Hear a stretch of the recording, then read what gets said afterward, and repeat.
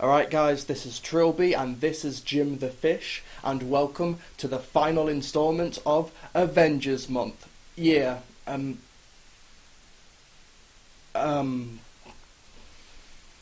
this went very wrong.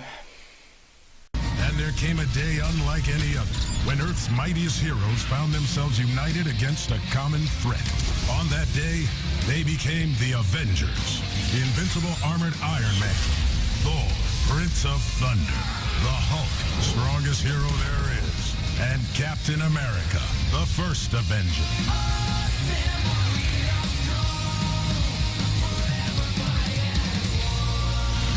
Avengers, assemble! Well, here we are folks, it's the final instalment. It's been a long road getting here, and I'll admit I didn't get the last two ones out in time, but hey, better late than never, right? That will make up for the year of wait. Yes, but anyway, I've reviewed 4 of the 5 pre-Avengers movies so far, and I have one left. Captain America, the First Avenger. Now, before I talk about this movie, because I haven't kept you waiting long enough yet, let's talk about the history of the character. The character was first created by Marvel Comics' predecessor, Timely Comics, in 1941, a year before the attack on Pearl Harbor in World War II, and he was created by Joe Simon and Jack Kirby. The front cover of the first issue had Captain America socking Adolf Hitler in the jaw, and needless to say, it was a massive hit. Nowadays, a comic book issue is considered a success if it sells over 100,000 copies. Captain America issue 1 sold over 1 million copies a month. It's also worth noting that out of all of the Marvel characters I've been looking at over the course of these reviews, Captain America was not only the first one created, but apart from the Hulk, he was the only one to get his own series, and even then the Hulk only lasted 6 issues, whereas Captain America lasted 46. While the comic book series was a huge hit at first, there was a pro-Nazi sentiment in some parts of the US at the time, and many people who hated the character actually protested outside of Timely Comics. But the mayor of New York City at the time loved the character so much that he made sure that no harm would ever come to Timely Comics or Simon or Kirby. That is badass. Also, around that time, there was another patriotic superhero called The Shield. Since The Shield preceded Captain America by 14 months, they complained that the shield wielded by the Captain was too similar to the appearance of their hero. Timely Comics then replaced the original triangular shield with the iconic round one, and that has now become his trademark weapon. After the war, however, interest in the character waned, and the series was cancelled in 1950. They tried to bring the character back as someone who fought communists, but people hated that version, and he barely even lasted a year. When Timely Comics became Marvel Comics, they retconned the communist-fighting captain, and revealed that while fighting the Nazis, he got frozen in ice, and was found in the Avengers issue 4, and he quickly became the leader of the team, as he tried to adjust to the future. Captain America has often been considered the leader of the Avengers, and Marvel are still writing stories about the character to this day. Now it's time to talk about the character's movie history. God, is it a jumbled one. Marvel Studios' Captain America the First Avenger isn't the only film to feature the character, not by a long shot. His first movie was in 1944, when the comic books were still popular during the war. It was a series of film serials with 15 chapters. Not only was it one of the most expensive movie serials ever made at the time, but the full story clocks in at just over 5 hours long. You can actually find many of the installments of this serial on YouTube. That's how I've got these clips here. But I wouldn't say it's bad. It's just very, very campy. But I'll admit, it is good for its time. There was also a film made in 1990 that was to celebrate Captain America's 50th anniversary. And it sucked majorly hard. As for the movie we're going to talk about today, it has had quite a history.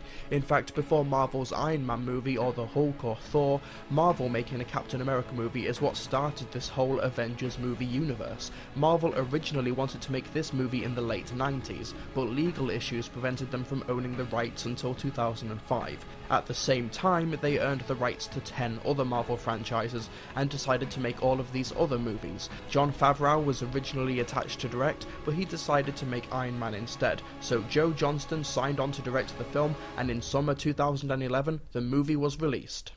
So yeah, the character has had a long history on the page and on the screen, but let's not waste any more time. Let's take a look at Joe Johnston's Captain America, the First Avenger. When Captain America throws his mighty shield, all those who chose to oppose his shield must yield. If he's led to a fight and a duel is due, then the red and the white and the blue will come through when Captain America throws his mighty shield. Captain America has always been one of those characters that I've been aware of, but I hardly knew anything about before seeing this movie. I'd seen pictures and the occasional cartoon, but apart from the concept of a patriotic superhero, I knew nothing about him as a character until very recently. My impressions before were, well, that Captain America seemed like a goofy and outdated concept. His outfit is literally the red, white and blue, and from what I'd seen before, he is incredibly campy and always preaching about the greater good. But it wasn't until very recently that I discovered that the Captain is much deeper and more complicated than that, and I'm not talking about just the movie. Last year I read X-Men vs Avengers and Marvel Civil War, and recently I've been reading the new Avengers comics, and he comes across as a very stern and believable character. He's noble, but he's definitely not campy or preachy. What sealed the deal, however, was the TV series Avengers Earth's Mightiest Heroes, which goes into detail about how a character like Captain America would deal with being frozen for almost 70 years. By the way, if you haven't seen the TV series Avengers Earth's Mightiest Heroes, you need to fix that. It's not perfect, but it's very enjoyable. The movie opens in the present day with a group of scientists in the Arctic who discover a red, white and blue shield frozen in the ice, which instantly opens the movie with intrigue and mystery. It's also at this point Marvel comic fans or Captain America fans already know how this movie is going to end. And then the movie jumps back to the 1940s during World War II. And I've got to say, I love the World War II setting in this movie. I honestly can't think of another mainstream superhero movie, with the exception of X-Men First Class, that hasn't taken place in the present day from when the movie came out, or at least for a significant amount of time. Captain America the First Avenger is a period superhero movie, and that instantly makes the movie refreshing and gives it a visual diversity that the genre sorely needs. But anyway, we're presented with Nazi officer Johann Schmidt, played by Hugo Weaving, and his men invading Norway to find the Cosmic Cube, while also giving a shout out to the Asgardians from Thor. There we meet Steve Rogers, played by Chris Evans, and believe it or not, this small weakling will soon become Captain America. I will admit, I do find the casting choice of Chris Evans for Captain America quite strange, because he's played many superpowered characters over the past few years.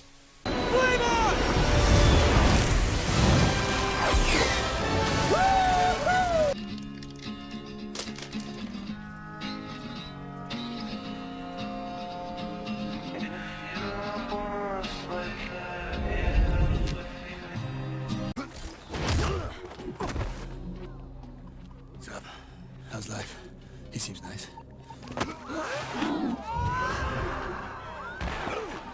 Kinda strange, but who knows, maybe Chris is the next big action star. But anyway, the first half of the film is pretty damn amazing stuff. The journey of Steve Rogers from this determined weakling into someone who is able to achieve what he wants is inspiring and beautifully told. The second half, meh. But let's focus on the first half for now. The best part of the film is unquestionably Chris Evans. When he was first announced as the captain, I was skeptical. I was sure that they would make him look the part, but I'd only ever see him play cocky and smug people. Captain America is neither of those things. Of course he isn't. Let's face it, his costume is the red, white and blue. But here, he absolutely nails it. Steve Rogers is a really good person. He wants to do the right thing. He wants to go out into the war zone, but not because he wants to prove something, but because he thinks it's the right thing for him to do. And it's moving. Look, I know you don't think I can do this. This isn't a back alley, Steve. It's war. I know it's a war. You Why are you so keen to fight? There's so many important jobs. What do you want me to do? Collect scrap metal Yes. in my little red wagon? Why not, I'm not sir? going to sit in a factory, I don't- Bucky. Bucky, come on. There are men laying down their lives. I got no right to do any less than them. The moments that really put this in perspective for me was when he meets Dr. Abraham, played by Stanley Tucci. This is a perfectly written scene. I am deadly serious. You want to go overseas? Kill some Nazis. Excuse me? Dr. Abraham Erskine. I represent the Strategic Scientific Reserve. Steve Rogers. Where are you from?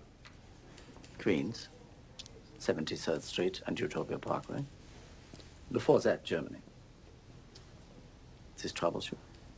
No. Where are you from, Mr. Rogers? Is it New Haven? Or Paramos?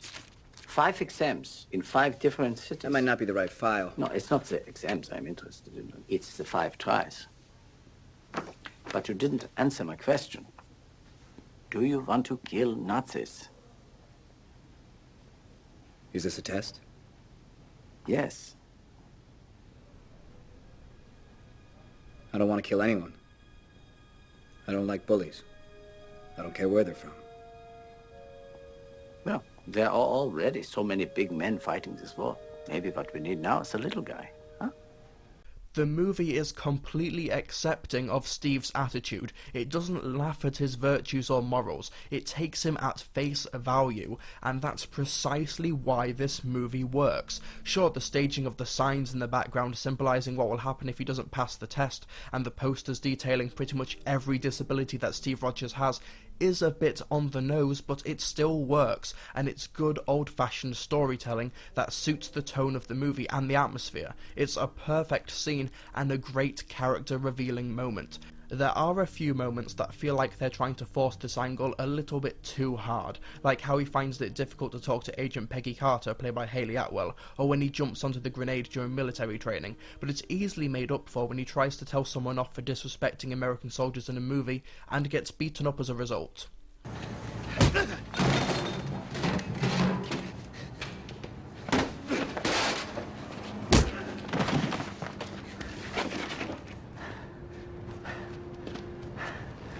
Don't know when to give up, do you? I can do this all day. And I know that we didn't have the big picture when this movie came out, but just knowing that this person will one day defend the future against an intergalactic army and give orders to a billionaire, assassins, a god, and the strongest hero there is, it's incredibly satisfying. And Hulk. Smash. What impresses me most about Chris Evans' performance is that even when he goes through the procedure and gets built like a tank, he is unquestionably the same guy from Brooklyn who got beat up in alleyways and failed 5 times to get into the army, and the performance personifies the advice that Abraham leaves him with. This is why you were chosen. Because a strong man who has known power all his life may lose respect for that power, but a weak man knows the value of strength and knows compassion. Whatever happens tomorrow, you must promise me one thing. That you will stay who you are. Not a perfect soldier, but a good man. The character doesn't have much of an emotional arc, which isn't a bad thing, because the character compensates for it by having a goal at the beginning and finding an outlet for his heroic nature. Chris Evans' performance cannot be understated, and his Captain America portrayal is able to stand toe-to-toe with Robert Downey Jr., Chris Hemsworth, and Edward Norton. As I said before in my review of Iron Man 2, the way the character influences and changes the world around him is just as important as his interactions with other characters, and this important element comes to the forefront in what is easily the best scene in the movie. Like I said before, the first half of the movie is brilliant. Watching this scrawny but well-meaning person rise his way up and get given this opportunity is so satisfying and inspirational. Then when he gets his power, he is unable to fight on the front lines, but instead... Who's strong and brave here to save the American way? Not all of us can storm a beach or drive a tank, but there's still a way all of us can fight. Who vows to fight like the man for what's right night and day? Series E defense bonds. Each one you buy is a bullet in the barrel of your best guy's gun. This is another perfect scene. The montage detailing how Captain America being a flag show attraction and showing how he's changing the country is one of the best scenes ever put in a superhero movie. The music, the editing, the use of the real Captain America comics. It's just brilliant. And then... How many of you are ready to help me sock old Adolf on the job?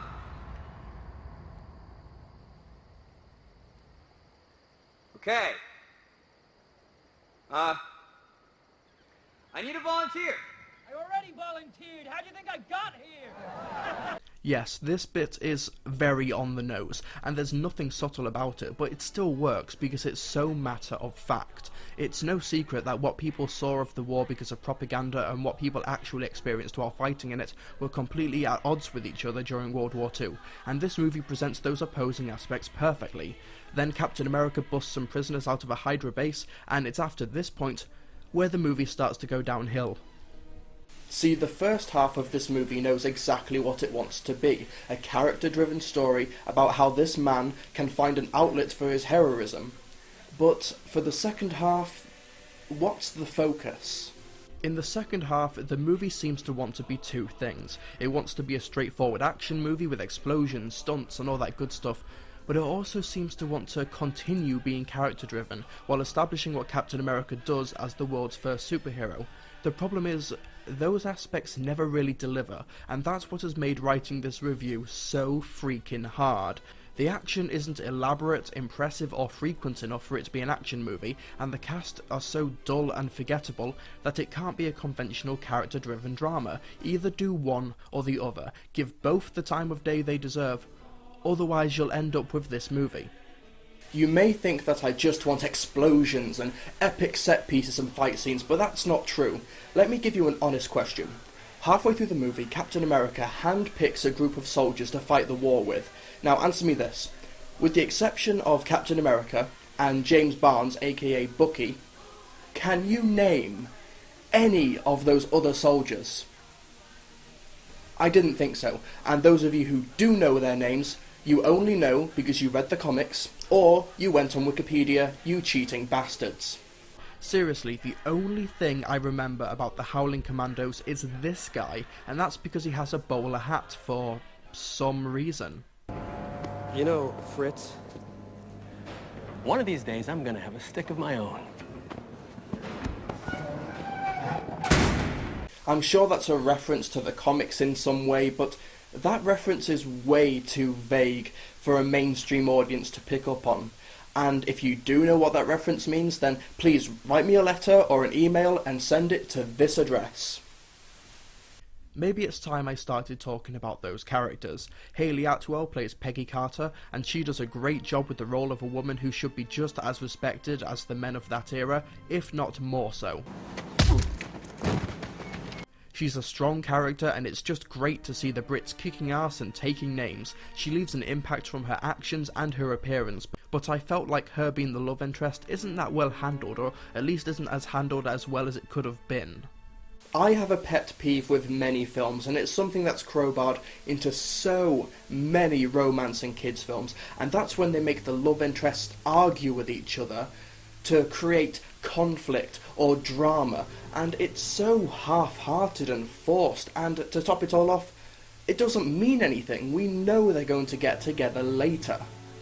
The conflict in question takes place after Steve has rescued the prisoners in the Hydra base, and he's waiting for his next mission. While he waits, a woman comes on to him. I like the scene because it highlights Steve's nervousness around women and just shows that he really is the same person from the beginning of the movie. You have no idea how to talk to a woman, do you? I think this is the longest conversation I've had with one.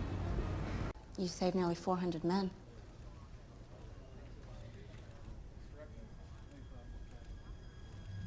Really, it's not a big deal. Tell that to their wives. I don't think they were all married. You're a hero. Well, that depends on the definition. The women of America, they owe you their thanks. I just think it's really funny watching this huge and imposing man act shy around women. But that's where my praise ends, because Peggy sees they have a 10-second argument and it's never brought up again. What, you think I'm kidding? Seriously, this scene is never mentioned again, and the two seem to get along just fine from this point onwards. Drama? And then for the rest of the film they talk business as usual until... Keep it steady! Wait! Yeah, that came out of nowhere. I'm not kissing you. Oh, Tommy Lee Jones, you absolute legend. Tommy is perfectly cast here as Colonel Chester Phillips. The part isn't very demanding because Tommy Lee Jones is just playing himself and he can play himself in his sleep, but damn it, he is awesome. Come on, girls. Look at that. He's making me cry. Well, if it isn't the Star Spangled Man with a plan, what is your plan today? I need the casualty list from Mazzano. You don't get to give me orders, son. I just need one name, Sergeant James Barnes from the 107th. You and I are going to have a conversation later that you won't enjoy. Please tell me if he's alive, sir. B-A-R. I can spell. What is this? Steak. What is in it? Cow. Doctor, do you realize how difficult it is to get a hold of a prime cut like that out here? I don't eat meat. Why not? It disagrees with me. How about cyanide? Does that give you the rumbly tummy too? Don't forget that this isn't the first time Tommy Lee Jones has played a comic book character. He has also played Agent K 3 times in the Men in Black movies, as well as Two-Face in Batman Forever. Yeah, that didn't happen. The Howling Commandos are literally not worth mentioning, as they're given so few character traits and moments in the spotlight. I have nothing to say. Honestly, these are the men who Captain America is supposed to trust more than anyone. He hand-picked these people, and they go on adventures together, but we know literally nothing about them. Wait, what did he just shout? Okay, I'm sorry. So, one more time. That is the one memorable thing the Howling Commandos do in this movie. I honestly think this could have been a fantastic, a masterful World War II epic if it was just longer. With the exception of the Avengers or Avengers Assemble if you're in the UK, the only Marvel film that's longer than 2 hours is the first Iron Man film. If any Marvel movie was demanding a 2.5-hour runtime, or at least longer than 2 hours, it was Captain America the First Avenger. I would rather have a long, brilliant film than a thinly spread shorter one. The weakest supporting character would be Sebastian Stan as Bucky. If you know anything about the character, the moment he appears on screen, you are just waiting for him to die. Bucky is the Captain America equivalent of Bruce Wayne's parents, or Uncle Ben for Spider-Man, as his death is a huge aspect of Steve Rogers' character. But because he's so poorly developed and has so little screen time, I literally couldn't care less about his death. That's nothing against Sebastian, but he's given so little material to work with. Oh, and by the way, the Doctor's next companion in Doctor Who, Jenna Louise Coleman, yeah, she's in this movie. She's one of Bucky's dates at the Stark Expo. Yeah, I just blew your mind, didn't I? I did, however, really like Dominic Cooper as Tony Stark's father, Howard Stark. Oh yeah, this guy is Tony's dad. No question, it's a small role, but I really enjoyed it. But my favourite supporting character is Stanley Tucci as Dr. Abraham. He's so incredibly likeable, charming, and so well written that I just fell in love with the character, and I genuinely felt something when he died. It's a great role and a great performance. To the little guys. No, wait, what I am doing. No, you have a procedure tomorrow. No fluids. All right, we'll drink it after. No, I don't have a procedure tomorrow. Drink it after, drink it now. Now it's time to talk about the villains, and this is where the movie really wastes its potential. Hugo Weaving plays the Red Skull. There, perfect. You have Hugo Weaving, somebody who is known for playing despicable, evil and over-the-top characters, playing the most despicable, the most evil, and the most over-the-top villain in comic book history. But the Red Skull doesn't do a lot in this movie, with the exception of when he punches Steve a few times to show that he's strong. he really has very little presence. That's nothing against Hugo Weaving, he is perfectly cast and he throws himself into the role, but like most of the actors, he doesn't really have a lot to work with. There's even a big portion of the film that is dedicated to his reactions at Captain America ruining his plans. How are we supposed to feel intimidated by the Red Skull if he's so incapable of stopping his opponents? There's also no antagonism between him and the Captain either. The two barely share any screen time, and there's very little conflict between them. This is disappointing, especially when you take into account that the Red Skull is the quintessential Captain America villain, at least the one that the mainstream are more acquainted to. At no point does he feel like a genuine threat, and that is the worst thing that can happen to a villain.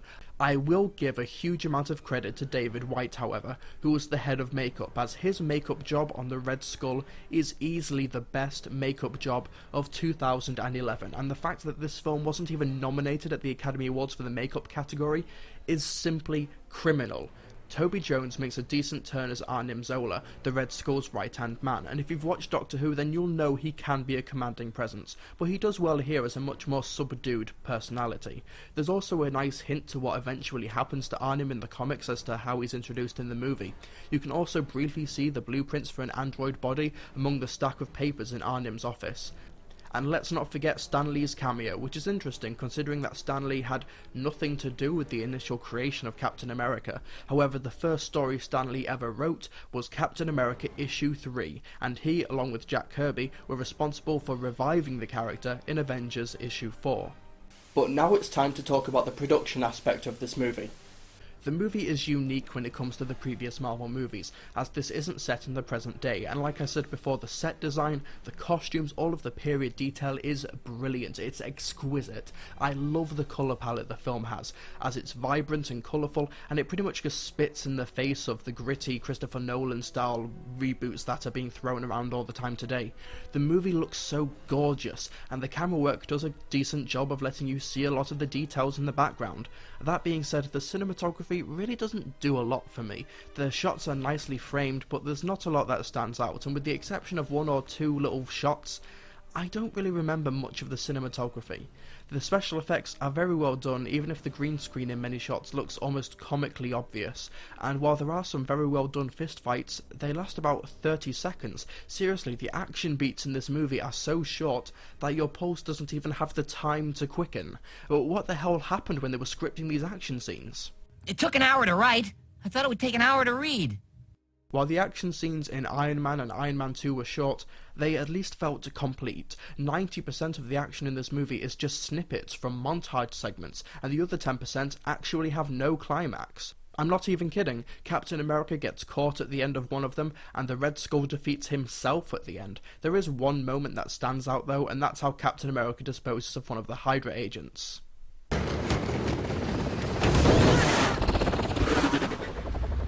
Well, that was unnecessarily brutal. Ain't nobody got time for that! As for the music, it's Alan Silvestri, so it's solid, but not very memorable. It suits the epic 70s and 80s style of movie making that the movie is trying to pay homage to, but really there isn't a single memorable track here. The movie's main theme for Captain America doesn't even leave an impact, and that's a true shame. However, there is one track that is awesome and sticks out, and that's the Star Spangled Man theme. My God, this song is awesome, and why it wasn't nominated at the Academy Awards for Best Original Song, I will never know. But yeah, one thing that annoyed me about the music in this movie is that it's a direct rip-off of the A-Team soundtrack. Yeah, both movies are patriotic, military-based movies, but seriously, some of the tracks are identical. The scene where Captain America is about to jump off the plane is, no joke, the same as the music where the A-Team are flying the tank. You can't fly a tank, fool! Oh, come on, Alan Silvestri. You're one of the most well-known and respected names in the business for creating movie soundtracks. You didn't have to rip off poor... Sorry, who did the soundtrack for the A-Team again? Oh, fuck you! And you know what the worst part is? He did it again in The Avengers. Seriously, the scene where it's all the Avengers fighting in one long take is the same track that he recycled in the last movie. It's a rip-off of a rip-off of himself. But anyway, time for my conclusion. Truth be told, this has been a very difficult review to write. The reason for that is because the movie is split up into two very distinct segments, but only one of them truly succeeds. The story about a weak man wanting to be strong to prove himself and do what's right is a touching story. It's a timeless story arc about man wanting to be better, and the first half of the movie exploring that really is brilliant. In fact, the movie is worth seeing alone just for that first act. However, when Captain America actually becomes Captain America, that's where the movie starts to slow down. Don't get me wrong, the rest of the movie isn't bad. In fact, there are some good things there with some decent isolated moments, but it strives to be a World War II epic, but doesn't have the imagination or the scope to make the most of its premise. This wouldn't be so bad, but Captain America wakes up in the present day at the end. There's no way to bring back that World War II aspect without resorting to flashbacks or something, and those aren't the same. The action scenes are too self-contained, the villain dynamic is barely hinted at, the supporting characters are flat, and everything is rushed through too quickly. It doesn't entirely sink the movie, however. It is good. It doesn't derail like Iron Man 2's second act, and director Joe Johnston has done a great job at keeping the mood consistent, with great production, and the cast are consistently impressive, and do more than was needed considering the script. It's not a bad movie, but a lot of the potential wasn't fulfilled. Now it's time to wrap up this overextended Avengers month. Let's take a look at some of the Easter eggs that were leading up to the Avengers. A lot of the plot revolves around the Cosmic Cube, which is the item which will be the main weapon in the Avengers. The cube is Asgardian technology, which directly relates to Thor, and the Tree of Life is found carved on a wall in Norway. Howard Stark is Tony Stark's dad, obviously, and of course Captain America meets Nick Fury at the end of the movie after waking up in the present day. Well, thank you very much for being really patient with these reviews, and I'm glad it's finally done. Now, what to do next? Oh yeah, those reviews, yeah? Well, guess it's time to get those finished. I'll see you guys next time.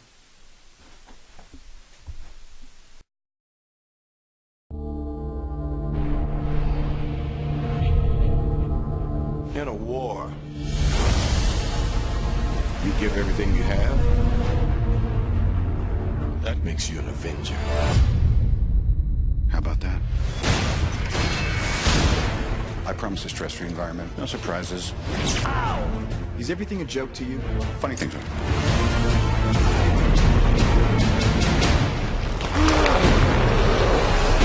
Hulk!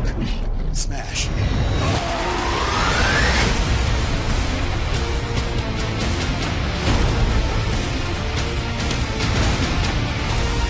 How do we do this? As a team. We're not finished yet. Guys, I'm bringing the party to you.